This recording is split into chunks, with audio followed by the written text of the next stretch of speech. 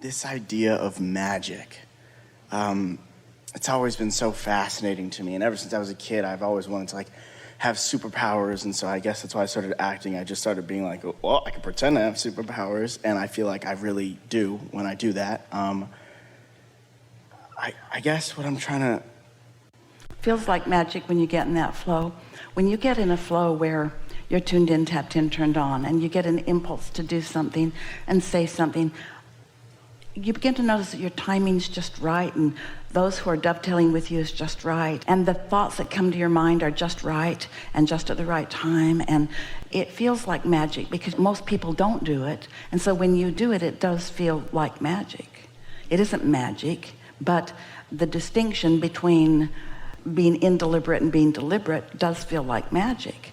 When we say to you that here you are in your body perceiving and therefore vibrating, and here's your inner being, bodiless but focused just the same, perceiving and vibrating, and that the difference between the human perception and the non-physical perception, in this absence of resistance, the leverage of that energy is unspeakable.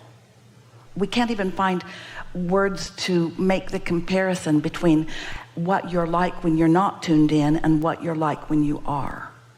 And that's what the magic that you're reaching for is. Everything's perceptual, but most humans are more interested in what they're doing and how it's affecting the perception of others. You want to get over that. You want to pay attention to what you're doing and how it affects your perception in relationship to your inner being. And when you begin feeling the invincibility that is you, the never-endedness that is you, the infinity that your cell phone understands because it's the password, then other people will call you magic, and you know what you'll say? I'm not magic. I'm just tuned in, tapped in, turned on. I'm just doing what I came to do and found it early in my life. People say to Esther, thank you for being so courageous. And she says, I don't feel courageous.